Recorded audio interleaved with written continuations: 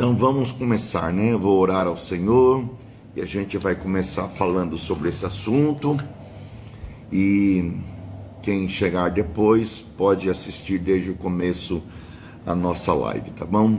Nosso Deus bendito, nosso Deus amado, nosso Pai eterno, nós queremos apresentar nas tuas mãos cada pessoa, cada vida, cada servo do Senhor que estão agora conosco nessa live. E queremos pedir ao Senhor a tua bênção para que entendamos melhor algumas coisas, compreendamos um pouco mais o sofrimento e que lições importantes podemos extrair das nossas dores e das nossas angústias. Eu estou orando e pedindo ao Senhor isso nesse exato momento, que a tua bênção venha sobre o nome de Jesus. Amém e amém. Vamos lá, gente, vamos conversar, vamos trabalhar. Oi, Fabiana, Carla também está entrando, Aleia, boa noite, Marcele, Pri, Fabiana, boa noite, Nath Barcelo, minha mulher Carla Dias Mesa também está aí. Vamos conversar um pouco sobre esse tema tão importante, tão especial, que é o sofrimento, que é a dor, que é a angústia, né? Essa teologia que se prega muito hoje em dia, esse cristianismo, água com açúcar que estão pregando, a teologia coaching, né? Que vem dizer que você é sempre vitorioso, sempre vencedor, que você não tem problemas, ou que você nasceu para o sucesso. Eu não tenho a menor dúvida de que nós queremos ter sucesso na vida, mas essa teologia que acaba excluindo da nossa vida o sofrimento. É uma teologia que nos faz, tantas vezes, achar que a vida é só triunfo, que a vida é só alegrias, mas que não percebe que a vida também tem dores, sofrimentos, tem angústias, tem dificuldades. É uma ilusão esse cristianismo que se prega hoje em dia, de que nós estamos sempre vencendo, de que nós não vamos perder batalhas, de que nós somos pessoas que não vamos ter sofrimento, ou de que nós não teremos fracassos em nossa vida. É mentira isso. Todos nós temos espinhos na carne. Quem de nós não teve ou não tem um espinho na carne? É o que o apóstolo Paulo, amados, vai dizer na segunda carta aos Coríntios, capítulo número 12, quando Paulo vai falar sobre isso e dizer assim: amados, ainda que eu tenha recebido revelações tão maravilhosas, para evitar que eu me tornasse arrogante, foi-me posto um espinho na carne, um mensageiro de Satanás, para me atormentar e impedir qualquer tipo de arrogância. Oi, meu amigo Fruta e Cana, Fabrício e Fabiola, amo vocês. Paulo vai dizer assim, que para que eu não me exaltasse, Deus permitiu que eu tivesse ou tenha um espinho na carne.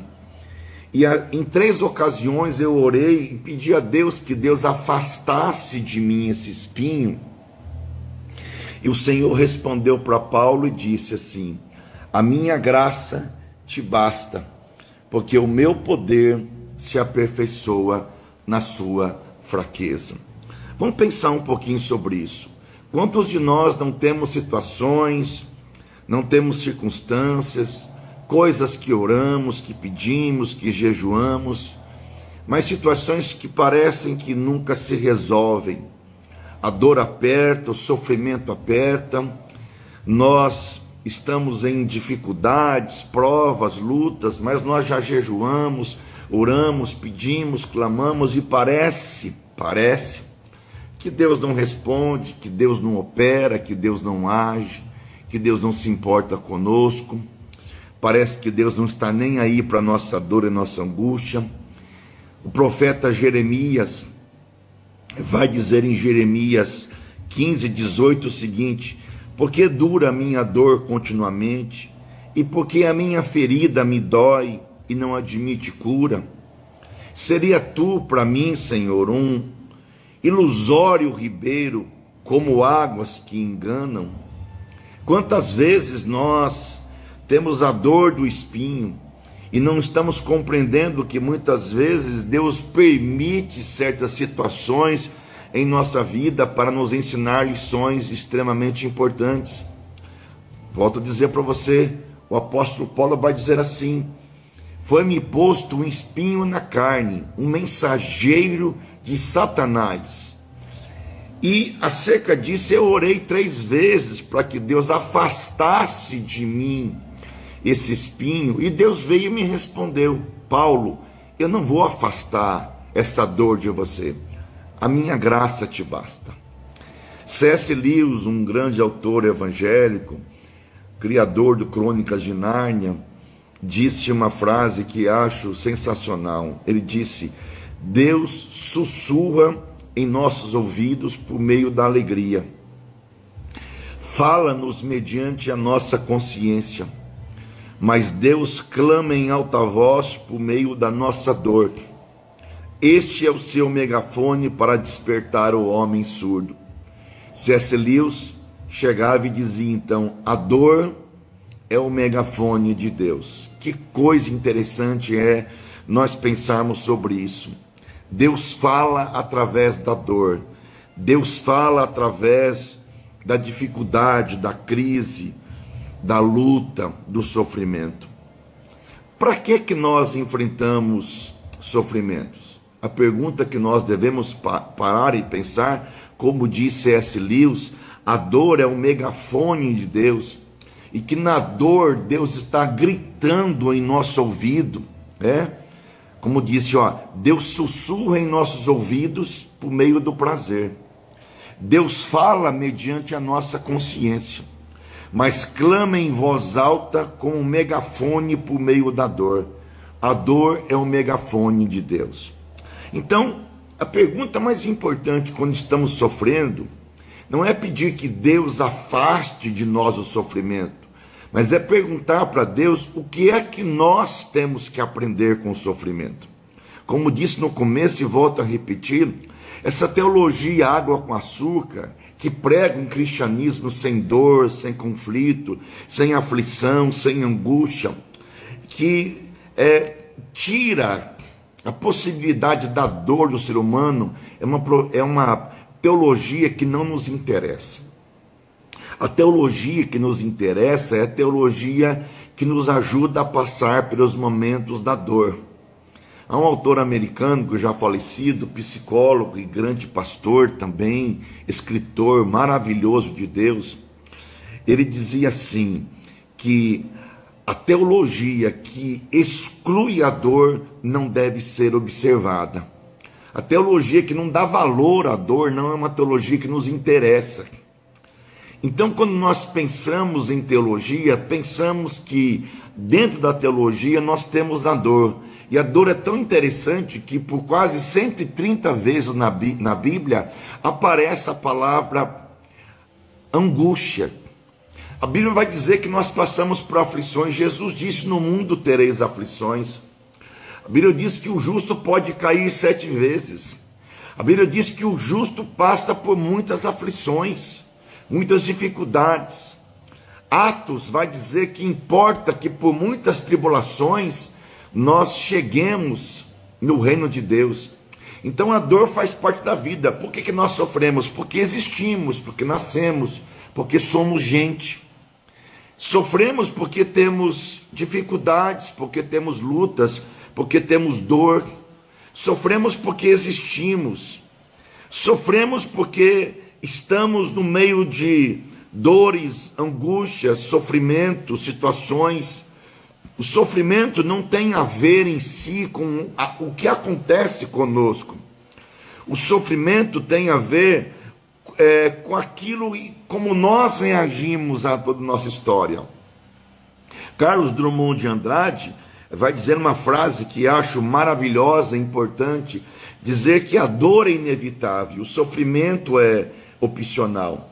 Sofremos porque perdemos pessoas, sofremos porque perdemos emprego, sofremos porque perdemos saúde, sofremos porque a doença chega até nós, sofremos porque não temos dinheiro suficiente para comprar algumas coisas, sofremos porque a inflação devasta a gente, sofremos porque temos enfermidades que aparentemente não têm cura, sofremos porque temos dificuldades em viver, sofremos porque estamos num corpo mortal, um corpo que tende a perecer, num corpo que tem sofrimentos, dores e angústia. Sofremos porque existimos.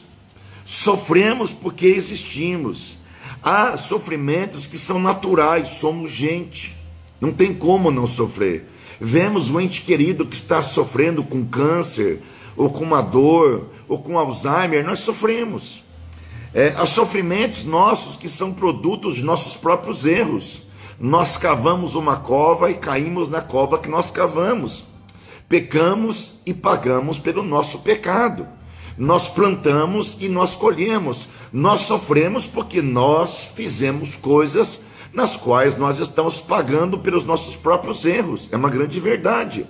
Não tem como a gente, por exemplo, gastar demais, né? Pastor Marinho, ama sua vida. Não tem como a gente gastar demais, depois sofrer e dizer foi o diabo. Não, fomos nós. Nós erramos, nós pecamos, nós cavamos nossa própria cova, nós plantamos e nós colhemos. Há sofrimentos que nós causamos a nós mesmos. Quer ver um exemplo?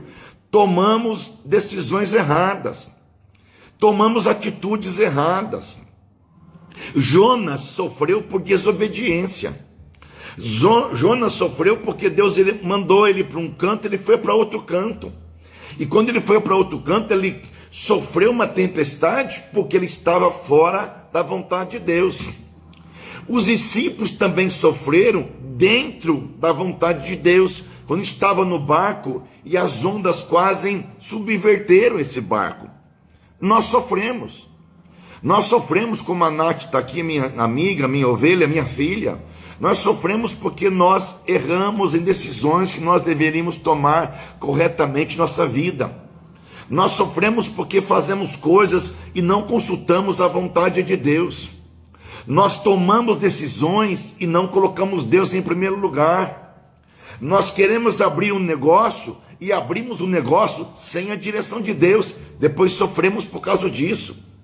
Ou as pessoas se casam e não pedem direção de Deus, fazem negócios e não pedem direção de Deus. Então não tem como não sofrer por causa de tudo isso. Nós sofremos.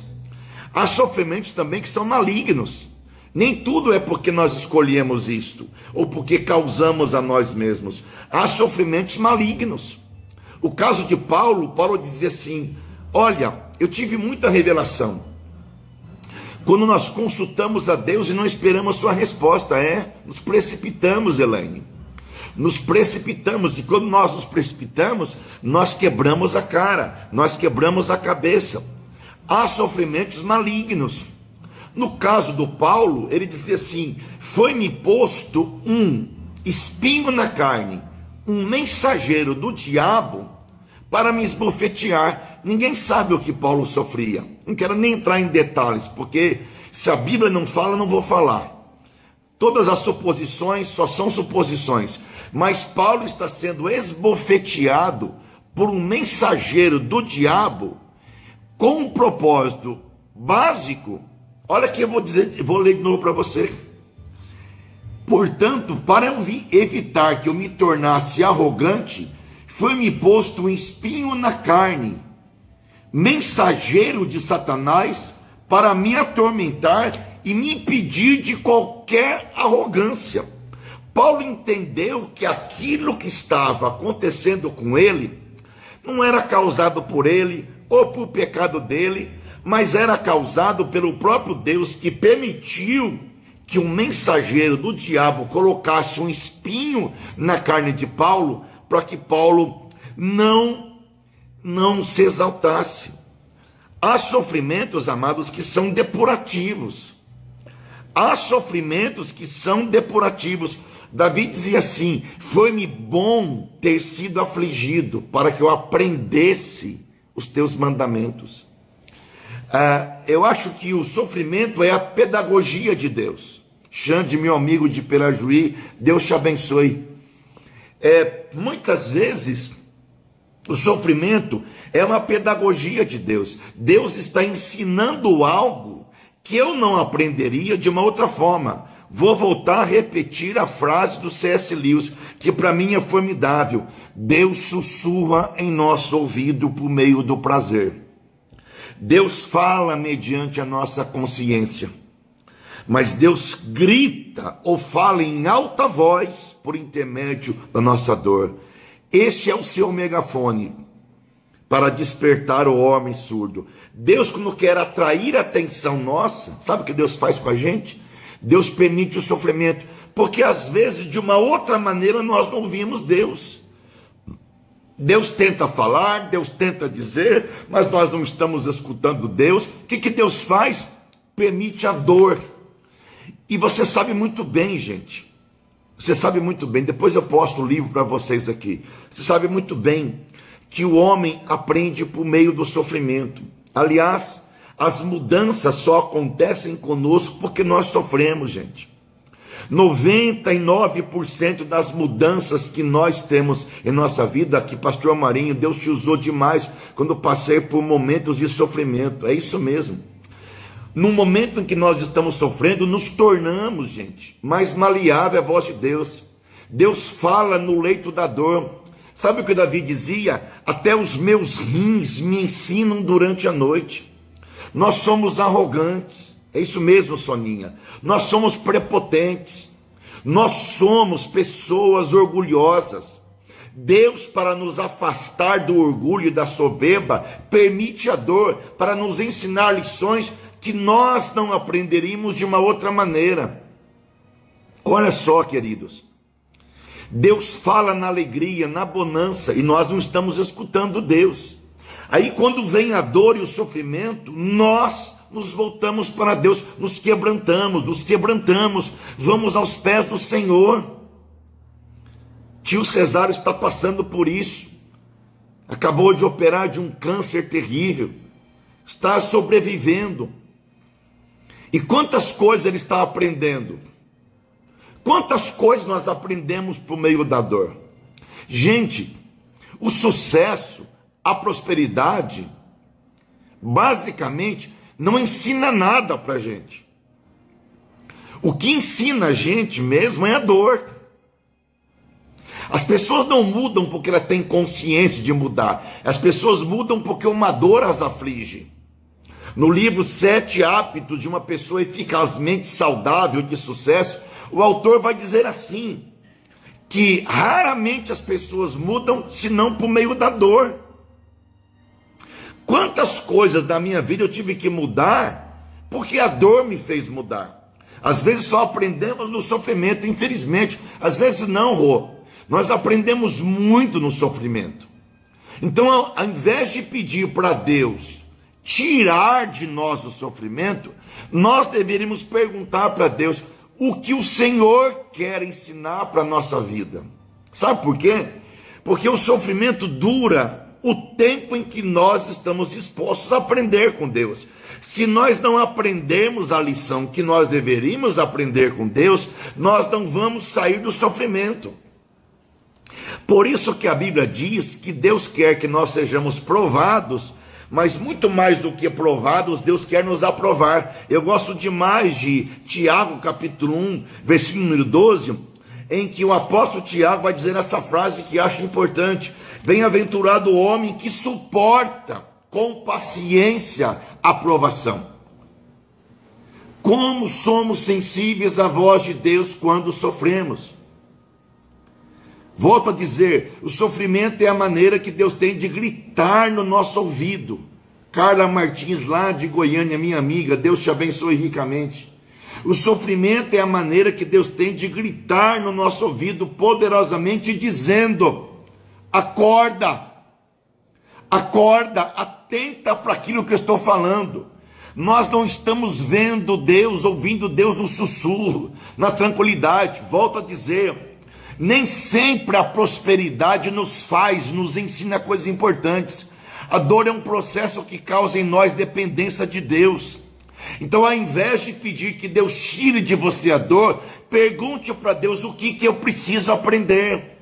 Qual a lição que eu tenho que aprender? Porque você não vai sair desse sofrimento, e Deus está falando com você agora, você não vai sair desse sofrimento enquanto você não aprender a lição que Deus quer te ensinar. Tiago 1,12 diz: bem-aventurado o homem que suporta com perseverança a provação, para que depois de aprovado,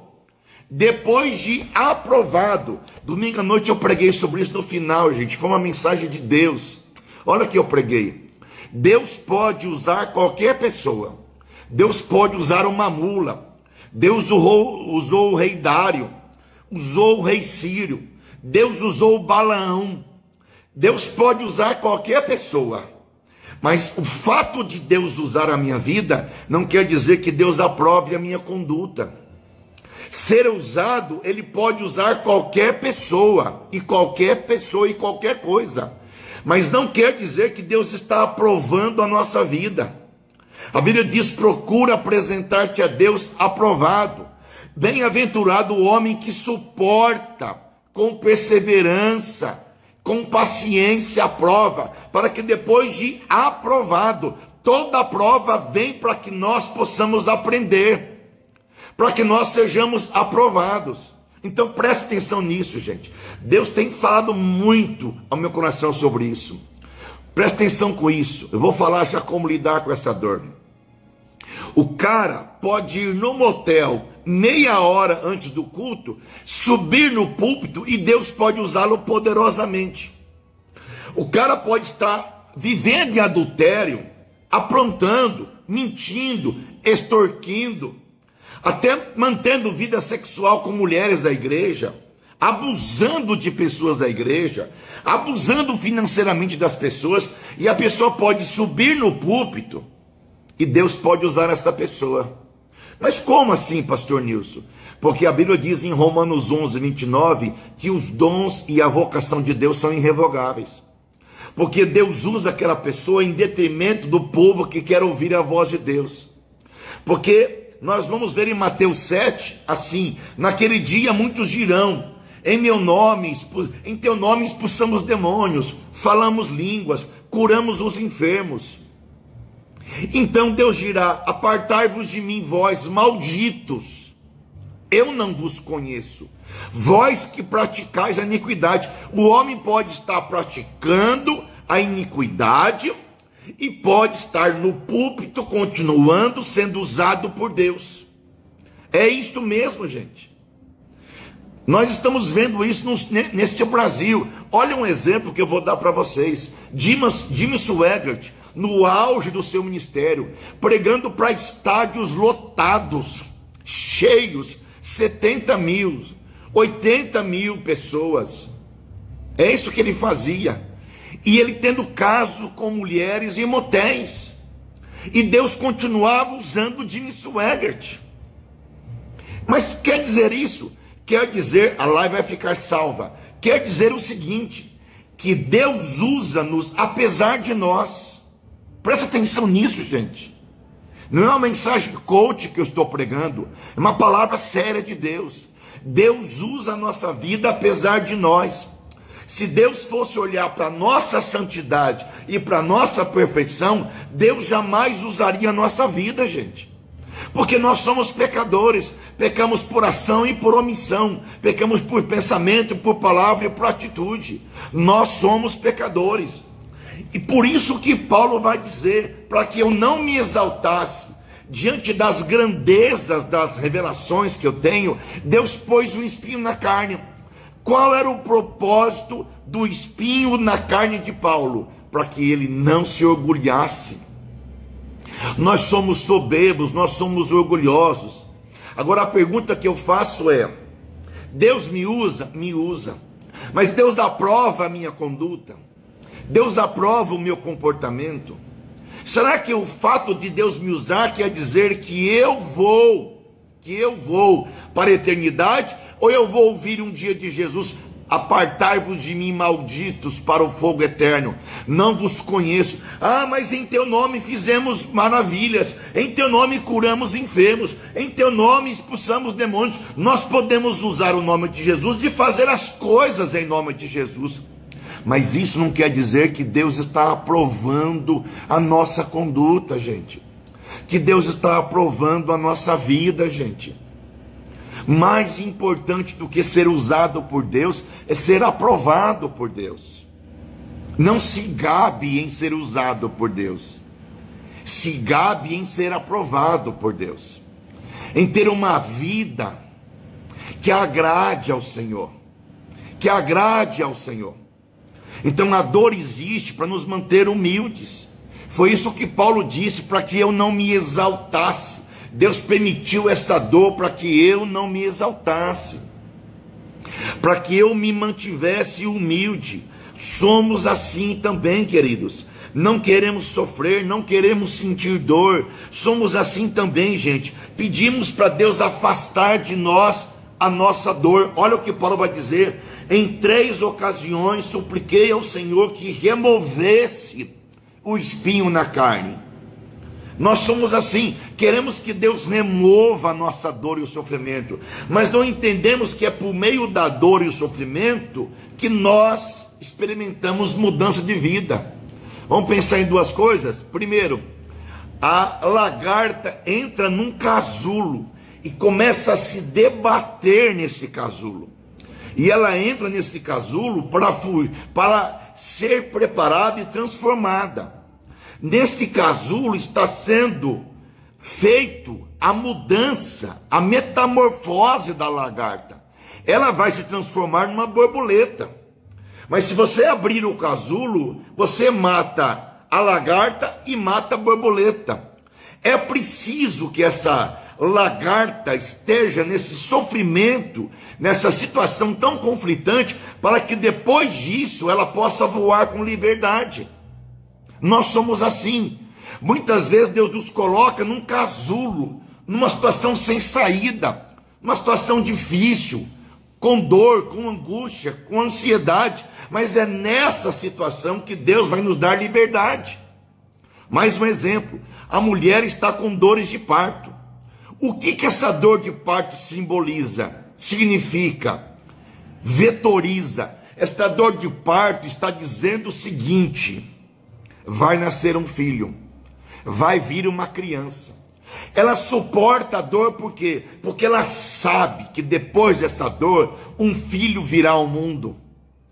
Então a dor é um seguinte sentido: estou gerando algo novo. Muitas vezes nós entramos num processo de dor, gente, num processo de angústia, num processo de tristeza, às vezes até de depressão, porque na verdade Deus está produzindo em nós grandes coisas e coisas novas, mas essa dor faz parte do processo para produzir algo novo em nossa vida.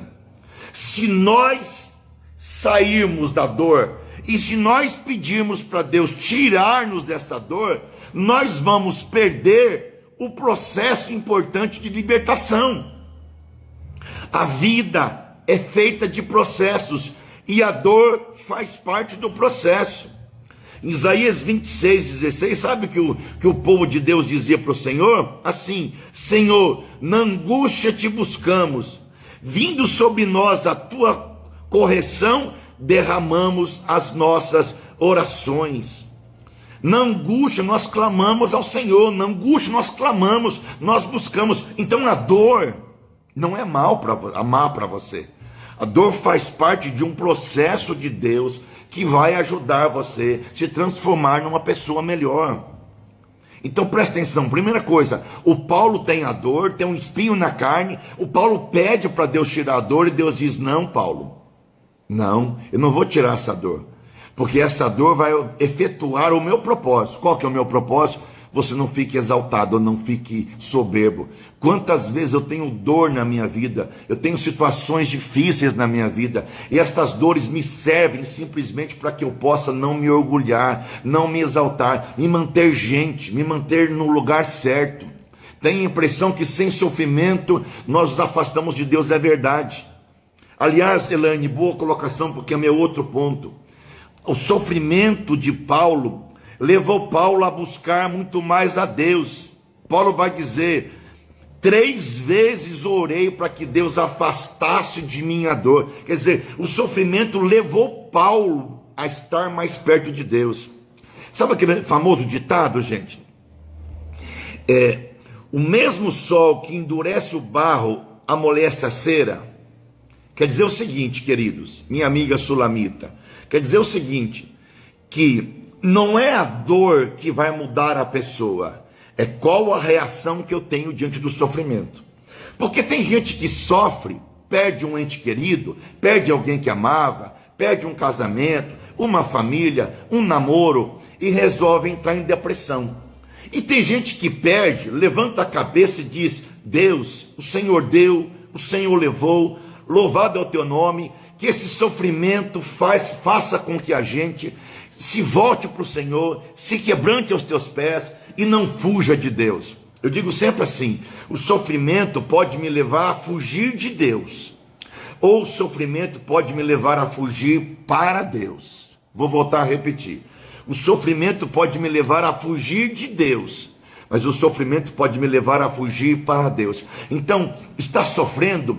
Fuja para Deus, busque ao Senhor, clame ao Senhor para que Ele vá ao seu encontro, abençoando a sua vida, dando sentido a toda a dor e ao seu sofrimento. Por isso que o sofrimento, como que a gente lida com o sofrimento? Como a Nath perguntou para mim: corra para Ele, corra para Deus. O pecado pode me levar a me afastar de Deus ou a correr para Deus. Eu prefiro correr para Deus. Quando Judas pecou, ele correu para longe de Deus. Pedro pecou e ele correu para Deus. Por isso que eu falo para você, não é o sofrimento que faz a gente mudar, é qual a reação que a gente tem diante do sofrimento.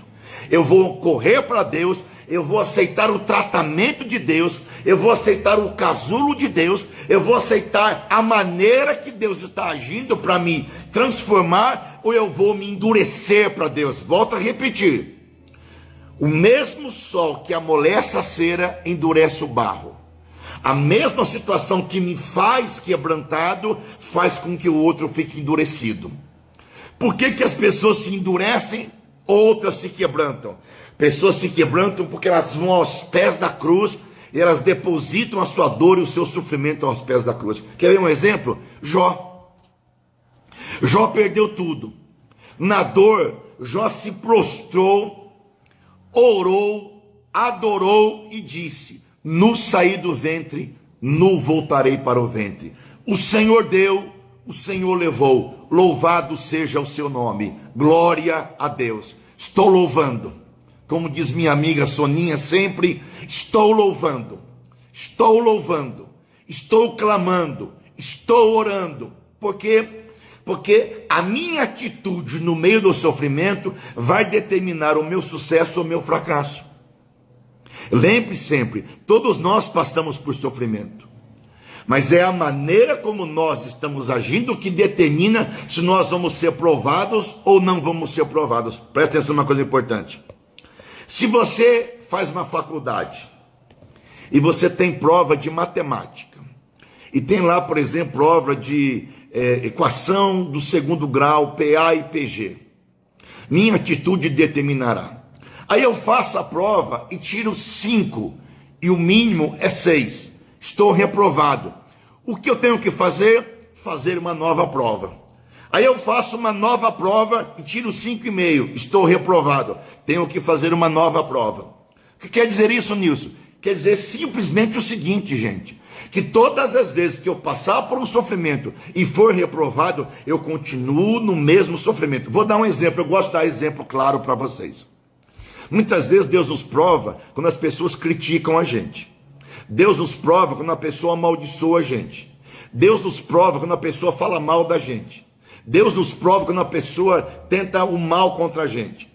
Se nessa hora em que a pessoa tenta me prejudicar, eu estou sendo provado, eu respondo à pessoa da mesma maneira que ela falou comigo, eu grito, eu xingo, eu humilho, eu faço igual ela fez comigo. Eu pergunto, eu passei ou eu repeti a prova? Eu repeti. Se eu repetir, eu vou ter que passar de novo por situações idênticas até ser aprovado por Deus. Deus faz o que com a gente? Deus vive colocando a gente nas mesmas situações que nós estamos sendo reprovados, para que nós possamos ser aprovados por Deus. A dor é inevitável, o sofrimento é opcional. Presta atenção nisso, gente. Por que tem gente que fala assim, poxa, pastor Nilson, estou há 40 anos passando por um sofrimento tremendo no meu casamento. Será que você está passando 40 anos no seu casamento? Ou será que você não aprendeu a lição que Deus quer te ensinar no seu casamento? Então a pergunta não é quando vai acabar o sofrimento. A pergunta é o que eu tenho que aprender com o sofrimento. É tão interessante isso que Hebreus capítulo 5 vai dizer, 5:8, que Jesus aprendeu a obediência por aquilo que sofreu. Você vai ver lá em Hebreus 5:8. Jesus aprendeu a obediência por meio daquilo que sofreu. Se Jesus aprendeu a obedecer pelo sofrimento, quem somos nós para não aprendermos a obediência pelo sofrimento? Então é o seguinte, cada situação que eu sou reprovado, Deus me coloca na mesma prova de novo, e eu vou ter que passar de novo pela mesma prova, porque eu não estou aprendendo a lição. Eu já passei por isso na minha vida milhares de vezes, gente. Eu sou uma pessoa que tem um temperamento muito forte. Eu sou uma pessoa que tem um sangue quente, eu sou uma pessoa colérica, eu sou uma pessoa pau para toda obra, eu sou uma pessoa que luta, eu sou uma pessoa de batalha, de guerra, eu sou uma pessoa de verdade, sou muito sincero, transparente. E quantas vezes eu quebrei o vaso, quantas vezes eu quebrei o propósito, quantas vezes eu escorreguei, quando alguém vinha falar comigo, quando alguém me criticava, quando alguém me julgava, ou quando alguém vinha e falava mal de mim, eu ia lá e retornava, regressava, e eu posso errar de novo isso, sabe por quê? Porque eu tenho um temperamento assim, a minha reação é assim. E quantas vezes eu tenho que aprender, e eu estou aprendendo com Deus, passar por situações, as mesmas situações na minha vida, porque eu preciso ser aprovado por Deus. O casamento, gente, acontece muito isso, no casamento. Minha mulher é sanguínea, eu sou colérico. Quanta faísca já saiu entre nós dois. Sabe por quê? Porque nós somos reativos tantas vezes. E Deus tem me ensinado nesses últimos meus 58 anos de vida, que é o tempo que eu tenho de vida, Deus está me ensinando a ser menos reativo. E quantas provas eu passo para ser menos reativo. Hoje mesmo eu passei por uma prova, estou aprendendo a ser menos reativo. E eu quero aprender a ser menos reativo. Mas para eu aprender a ser menos reativo, eu preciso passar por situações idênticas para aprender o processo da pureza, o processo da prudência, da cautela. E aí eu preciso ser provado e aprovado. Tiago 1,12, volto a repetir. Bem-aventurado o homem que suporta com perseverança a aprovação, para que depois de aprovado, Deus me prova para eu ser aprovado. Se eu sou reprovado, continuo na mesma matéria. Eu brinco com as pessoas, né? Ai, pastor, eu estou há 20 anos num conflito tão grande com meu marido, com a minha mulher. Eu digo, minha irmã, sai dessa luta. Deus tem lutas novas para você. Deus tem problemas novos para você resolver. Vença isso, supere isso. Gente, nós nos ofendemos muito facilmente. Eu tenho pensado muito sobre esse assunto. Como nós nos ofendemos. E há um livro muito interessante que fala que o quanto como o diabo usa a ofensa como isca para a nossa vida. Nós deveríamos ser pessoas que não nos ofendessem com nada na vida. Mas nós ainda nos ofendemos. Quanto mais nós nos ofendemos, mais o diabo vai usar a ofensa como isca para mágoa, para ódio, para ressentimento, para amargura. Porque toda mágoa, todo ódio, todo ressentimento entra pela ofensa. Se aquilo não me ofende, a mágoa não entra, gente. Volto a dizer para você, o problema não é a mágoa, não é o ódio, não é o ressentimento. O problema é a ofensa. eu me ofendo facilmente. E se eu me ofendo facilmente, a mágoa, ódio, ressentimento, amargura vai tomar conta do meu coração. Então, quanto eu preciso aprender a lidar com as minhas ofensas? Às vezes marido e mulher, gente, marido e mulher. O casal vai cozinhar junto, vai estar junto, vai cozinhar, e de repente a mulher diz, não faz isso, ou não faz aquilo, ou o marido diz, não faz aquilo, não faz isso, não esquenta, não liga o forno. A gente se ofende por bobagem, e quanto mais a gente se ofende por bobagem, mais o diabo está entrando na ofensa, e levando a gente a ficar preso, amarrado. Então, às vezes, Deus está ensinando por meio do sofrimento a gente não permitir ofensas. É uma sementinha que vai crescendo, é isso mesmo, Natália. Vai crescendo. Eu atendi uma mulher na clínica, e ela me contava assim que o problema dela começou na lua de mel. Eu disse, quanto tempo a senhora é casada? Ela disse, há 35 anos. 35 anos. E eu falei, conta a sua história, por que o seu problema começou na lua de mel? Então ela me contou a história dela, que não vou contar para vocês. E quando ela me contou a história, realmente eu vi que ela teve uma mágoa lá na lua de mel, há 35 anos atrás. Bom, presta atenção nisso. E eu perguntei, e você já falou com seu marido sobre esse assunto? Ele disse, nunca falei, eu não quero falar. Olha, uma ofensa que durava 35 anos em forma de mágoa. Está me entendendo isso, querido e querida? Precisamos pedir a Deus para que quando alguém nos ofender, e nós vamos ser ofendidos, a gente trabalhar essa ofensa de maneira como Jesus trabalhava. Pai, perdoa. Eles não sabem o que fazem. Pai, perdoa. Passa por cima. Levanta a cabeça. Não dá o troco. Não responde segundo a maldade do outro. Por isso que a Bíblia diz, quando o teu inimigo tiver fome, dá-lhe de comer. Minha filha chegou. Quando minha filha chega, a alegria chegou. Quando o teu inimigo tiver fome, dá-lhe de comer. Quando o teu inimigo tiver sede, dá-lhe de beber. Quando eu respondo ao outro com ódio, quando eu respondo ao outro com amargura, quando eu respondo ao outro com rancor, eu estou alimentando o ciclo do ódio. Eu não estou aprendendo nada. O sofrimento, claro que não é fácil, Lília. Por isso que às vezes a gente tem que se afastar de pessoas. Por isso que às vezes a gente tem que se afastar.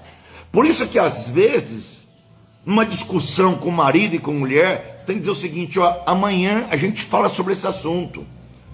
Porque se a gente falar agora vai dar problema, vai dar briga. Então amanhã a gente conversa sobre esse assunto. Amanhã a gente bate um papo sobre esse assunto. Porque se a gente conversar vai dar problema. Querido, querida, a prudência é isto. Aliás, a prudência é filha da sabedoria. E a mulher sábia edifica a sua casa. Amanhã vamos conversar. Porque eu sou assim. Se eu responder na hora, vai dar briga. Como a minha mulher também é sanguínea e eu sou colérico, se a gente for responder, vai dar briga.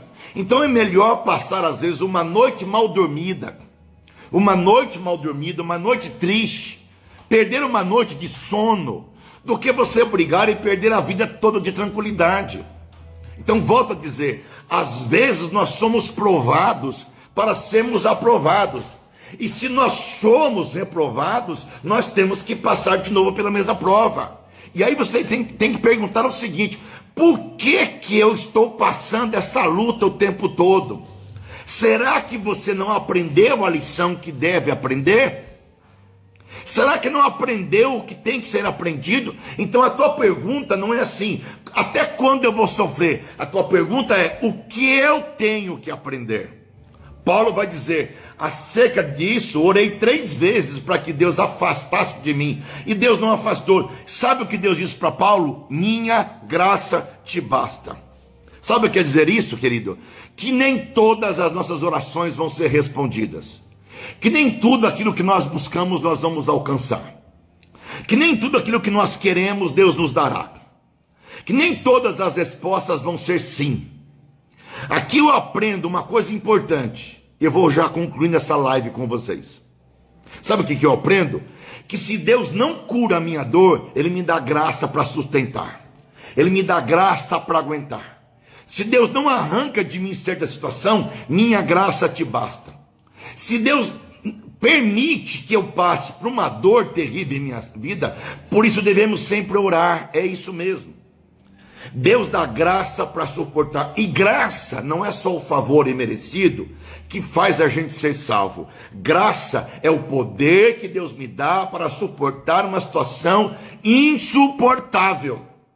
Uma doença, uma perda de alguém que nós amamos. Estou aqui com a Dani, que perdeu seu marido no infarto fulminante. Estou aqui com a Soninha, que está com cesáreo, que operou de um câncer, está num leito de dor, superando as suas dificuldades. Estou aqui com a Verinha, com a sua dificuldade, com a sua filha Adriana, com as suas dificuldades, com a sua prova, com a sua luta. Então, quando Deus não me livra do problema e não me afasta o meu espinho, Deus diz assim: Nilson, querido, querida, eu vou dar força para você viver. Eu vou ensinar você a viver no meio dessa luta. Eu vou ensinar você a viver no meio desse problema. Eu vou dar força para você superar isso. Eu vou dar força para você resistir isso. Eu vou dar força para você não desistir dessa prova. O que Paulo está afirmando aqui é o seguinte: que a dor vai me levar à dependência de Deus.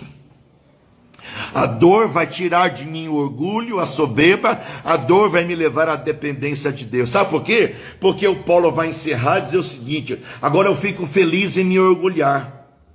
Fico feliz em me orgulhar. E Paulo vai dizer assim: porque o seu poder se aperfeiçoa na minha fraqueza. E eu me orgulho na minha fraqueza, porque o poder de Deus se aperfeiçoa nela.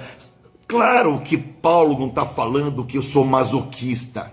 O que Paulo está falando é o seguinte: fico contente por ter essa dor, porque no meio dessa dor eu experimento a glória de Deus. No meio dessa dor eu experimento o consolo de Deus. No meio dessa dor eu vou continuar a minha caminhada firme. No meio dessa dor eu experimento a graça. No meio dessa dor eu experimento a misericórdia. No meio dessa dor eu experimento a esperança. No meio dessa dor eu experimento o poder de Deus que se aperfeiçoa na minha fraqueza, querido. Então eu digo o seguinte, para a gente poder concluir e orar aqui: Senhor, minha dor está aqui. Aqui está o meu problema. Aqui está a minha angústia. Aqui está a minha aflição.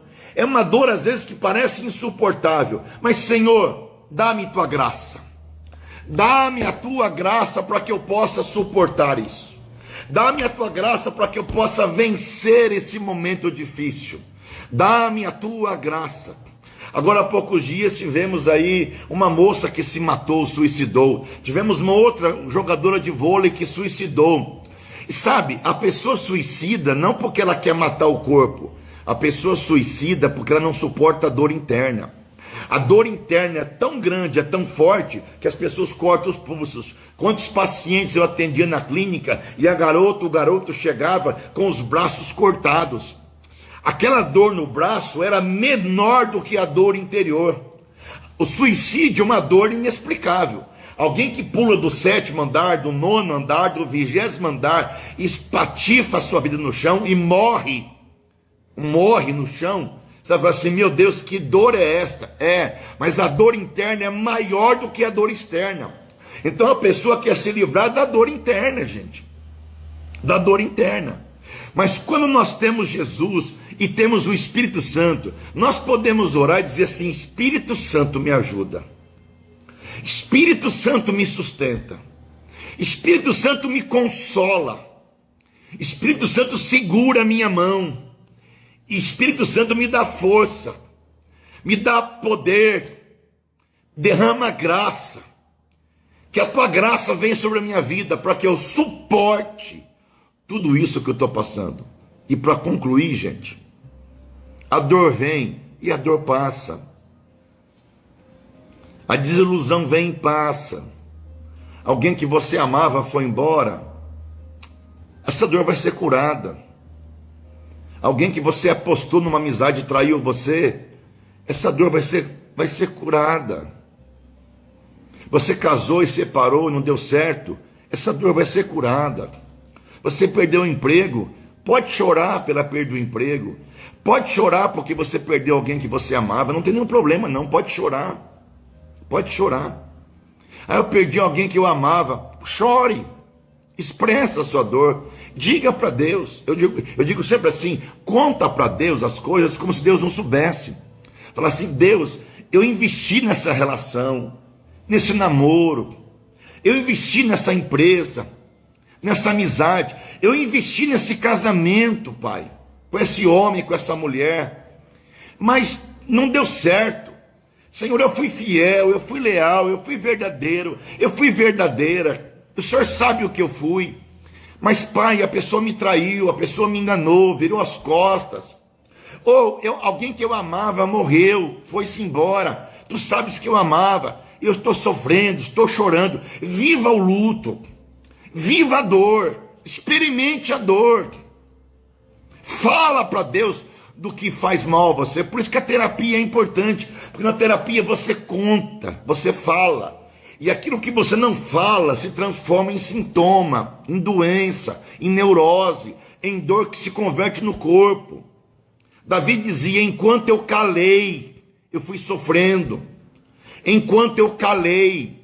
Tiago 5,16 vai dizer, confessai vossas culpas uns aos outros, e orai uns pelos outros para sermos curados. Você fala da sua dor, você conta, você expressa. Mas a pessoa só te ouviu, é isso mesmo, a pessoa te ouviu. E quando você bota a palavra para fora, existe cura. O Lacan dizia uma frase que é a frase mais linda possível que eu posso ouvir na minha vida. O Lacan dizia o seguinte, o Lacan dizia que a doença é a falta da fala. A doença é a falta da fala. Aquilo que eu não falo, eu adoeço. Eu adoeço porque as palavras que não são ditas se transformam em sintomas, se transformam em amargura, em ódio, ressentimento. Quando eu falo, aquilo vai numa explosão de afeto. Eu jogo o afeto fora. Ao invés de o afeto estar preso, ele sai com a minha palavra. A doença, o Lacan dizia, é a palavra não dita.